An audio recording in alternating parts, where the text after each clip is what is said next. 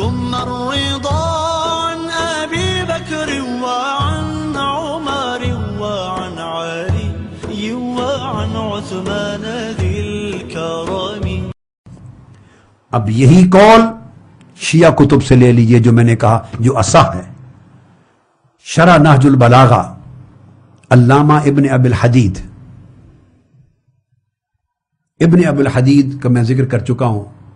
یہ جب 656 ہجری کا زمانہ تھا اور 658 کا جب خلافت بغداد کا زوال ہوا ہے، خلیفہ مستعصم باللہ کا آخری دور تھا، اس وقت جو سب سے بڑا ایک غالی شیعہ تھا ابن القمی، وزیر اعظم، اور وہ لیڈ کر رہا تھا شیعہ گروپ کو، اور ابو بکر بن خلیفہ معتصم باللہ کا بیٹا سنی گروپس کو، اور مناظرے ہوتے تھے. اس ابن القمی کے ایڈوائزر تھے علامہ ابن ابی الحدید. تو ان کے کہنے پر انہوں نے شرح نہج البلاغہ لکھی تھی 20 جلدوں کی. اس شرح نہج البلاغہ میں حدیدی بحث بقیت السقیفہ و اختلاف و آراء الناس بعد النبی، اس بحث کے تحت وہ لائے ہیں قول کہ مولا علی شیر خدا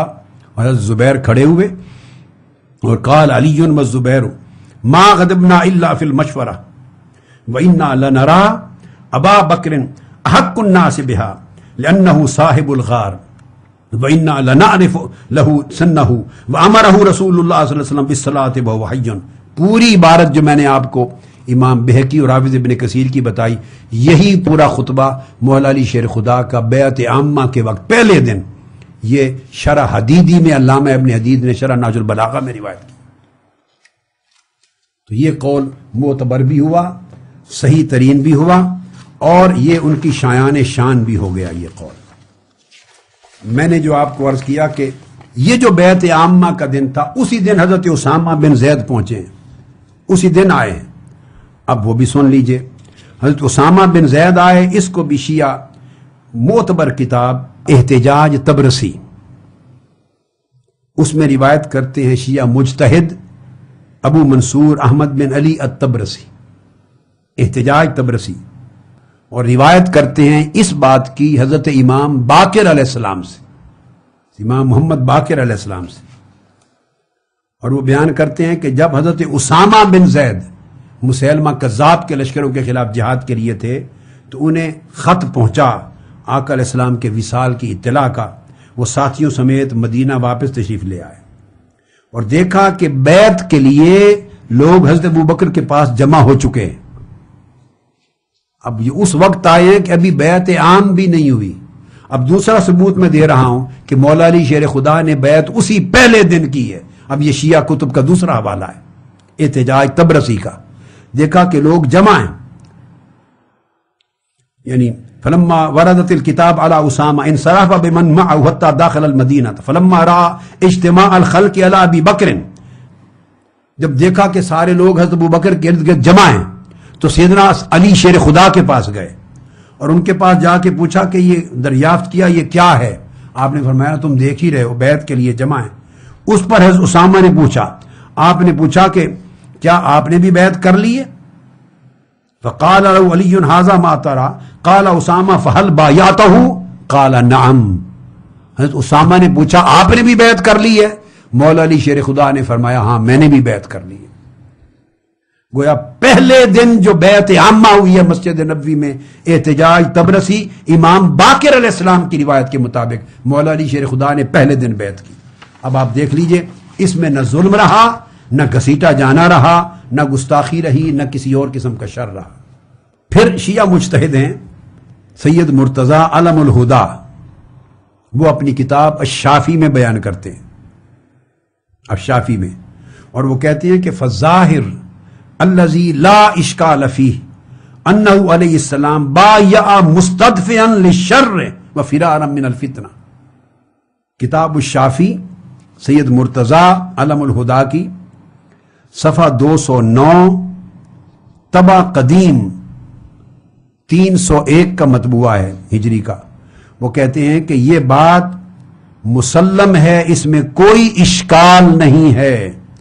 کہ حضرت علی نے حضرت ابوبکر کے ساتھ بیعت کر لی تاکہ شر جو ہے وہ دفع ہو اور امت میں فتنہ پیدا نہ ہو اور فتنہ سے گریز کیا جائے.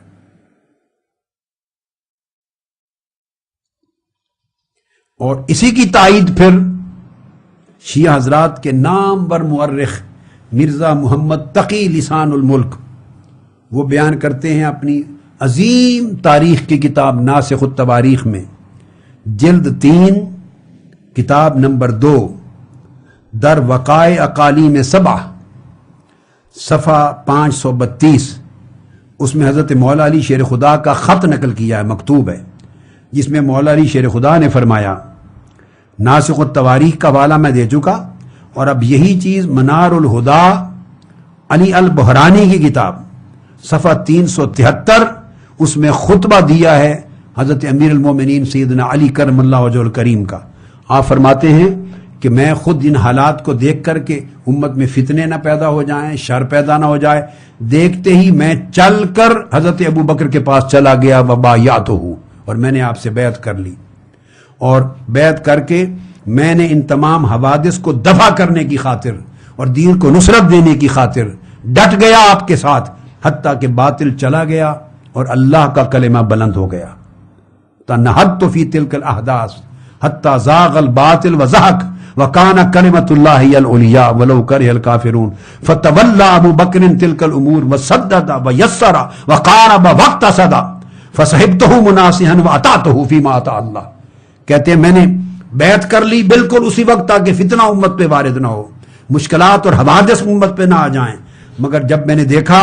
کہ حضرت صدیق اکبر کے حالات خلافت کو انہوں نے خوبصورتی سے امور خلافت کو چلایا اور درست کیا، سارے حالات کو امت کے لیے آسانیاں پیدا کی، اور ان کا عمل حق کے قریب ہوا اور ہر معاملے میں میانہ روی اختیار کی، جب میں نے ان کے عمل کو عملاً دیکھ لیا تو میں ان کا دائمی مصاحب، شریک کار اور ہم نشین بن گیا، اور میں نے کوشش کی کہ جمیع امور خیر میں ان کی اطاعت کروں اور فرما برداری کروں۔ اب یہ شیعہ تمام کتب میں یہ چیز پھر تفصیل کے ساتھ آ گئی اس واقعہ میں کہ کس طرح بیعت کی۔ اسی کو ہماری کتابوں میں بھی آیا، قد اتفق الصحابہ علی بیعت الصدیق فی ذلک الوقت حتی علی بن ابی طالب رضی اللہ تعالی عنہ، کہ تمام صحابہ پہلے ہی دن حضرت ابوبکر صدیق کی بیعت پر متفق ہو گئے، حتیٰ کہ حضرت علی ابن ابی طالب بھی انہوں نے بھی بیعت کی۔ اور یہ تمام میں نے آپ کو ریفرنسز جو مختلف کتب کے دے دیے۔ یہ جو روایت ہے ساری ابو سعید خدری نے اس کو روایت کیا تھا اور مختلف طرق سے آئی ہے، یعنی وہیب نے داؤد بن ابی ہند سے روایت کیا ہے، انہوں نے ابو ندرہ سے، انہوں نے سعید بن مسیب سے نقل کیا، انہوں نے ابو سعید خدری سے، اور طریق سے ابو ندرہ نے حریری سے روایت کیا، انہوں نے علی بن عاصم سے، انہوں نے سعید بن مسیب سے، اور انہوں نے حضرت قاسم سے، اور پھر حضرت ابو سعید خدری رضی اللہ تعالیٰ عنہ۔ اور پھر حافظ ابن کثیر لکھتے ہیں کہ ان تمام طرق کی اسناد جو ہیں وہ صحیح ہیں، اور سیدنا علی شیر خدا رضی اللہ تعالیٰ عنہ کے جو کلمات میں نے بتائے وہ تمام کتب سے آپ پڑھ چکے ہیں، ہماری کتب میں بھی وہی قول اور شیعہ کتب میں بھی وہی قول۔ پھر سیدنا مولا علی شیر خدا رضی اللہ تعالیٰ عنہ ایک اور مقام پر فرماتے ہیں، اور آپ ارشاد فرماتے ہیں، جس کو کنز الامال میں ہمارے یہاں روایت، میں دونوں حوالے ساتھ ساتھ دیتا جاؤں گا، کہ یہ وہ قول ہے جس پر اہل سنت کی کتب حدیث اور ائمہ حدیث اور اہل تشیع کے ائمہ اطہار اہل بیت میں اختلاف نہیں ہے، اس پر اجماع اور اتفاق ہے دونوں کا، باقی قول مفترق ہیں۔ وہ فرماتے ہیں کہ حضرت علی کرم اللہ وجہ الکریم، جس کو حافظ ابن حجر اسقلانی نے روایت کیا ہے، اور اس کو کنز الامال میں بھی پہلے روایت آئی، پھر حافظ اسقلانی نے اس کو بحث میں لیا، کہ جب آقا علیہ السلام کا وصال ہو گیا تو مسلمانوں نے اپنے امور کو دیکھا اور متفقہ طور پہ حضرت ابو بکر صدیق کو امر دین سونپ دیا۔ امر دین یعنی نماز سب سے بڑا امر دین ہے۔ صحابہ کرام نے دیکھا کہ جب حضور نے دین کا سب سے بڑا رکن نماز، اس کی امامت ابو بکر کو دے دی تھی، تو ہم اپنی دنیا کی امامت ابو بکر کو کیوں نہ دیں؟ دین کے سب سے بڑے رکن میں جب حضرت ابو بکر کو آقا علیہ السلام نے ہمارا لیڈر بنا دیا تھا، تو ہم پھر دنیا کے معاملے میں امور اس کے سپرد کیوں نہ کریں؟ یعنی ہم نے دیکھا کہ واللہ رسول اللہ ابا بکر امر دینہم فولوہ امر دنیاہم فبایعہ المسلمون، اور حضرت علی فرماتے ہیں فبایعتہ، مسلمانوں کے ساتھ پہلے ہی دن میں نے بھی آپ کی بیعت کر دی۔ یہ سیدنا صدیق اکبر کی پہلے ہی دن کی بیعت کا تذکرہ آ گیا۔ اور اب شیعہ مجتہد محمد بن حسن طوسی کتاب الامالی میں بیان کرتے ہیں، خود مولا علی شیر خدا کرم اللہ وجہ الکریم کا یہ قول بیان کرتے ہیں، کتاب الامالی جلد دوم صفحہ 121۔ اب اس میں فرماتے ہیں مولا علی شیر خدا فبایعت ابا بکر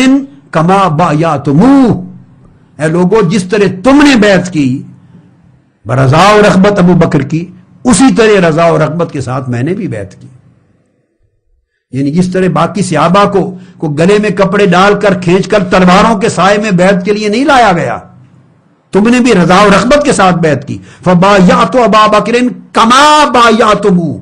جس طرح تم نے بیعت کی مطلب رضا و رغبت سے، اسی طرح میں نے بھی بیعت کی ان کی، تاکہ امت میں تفرقہ اور پھوٹ پیدا نہ ہو۔ اور پھر کہتے ہیں کہ اس کے بعد ثم ان ابا بکر جعلھا لعمر من بعدہ، پھر اپنے بعد انہوں نے خلافت کا امر حضرت عمر کے لیے مقرر کر دیا، حالانکہ آقا علیہ السلام کے قریب ہم تھے، ہم قریب تھے، زیادہ قربت تھی، لیکن چونکہ ان کے سپرد کر دیا اور لوگوں نے بھی بیعت کر لی، پھر فرماتے ہیں فبایعت عمر کما بایعتموہ، میں نے کوئی رخنہ نہیں ڈالا،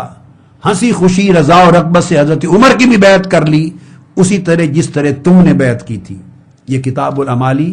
جلد 2 صفحہ 121۔ تو گویا یہ روایات مولا علی شیر خدا کے اقوال اپنے خود جبر اور اکراہ سے بیعت کروانا اور تلواروں کے سائے میں بیعت کروانا اور گھسیٹ کر بیعت کروانا، وہ جو داستانیں گھڑی گئی ہیں ان ساری داستانوں کو ملیا میٹ کر دیتی ہیں۔ یہ مولا علی شیر خدا کے اپنے کلام۔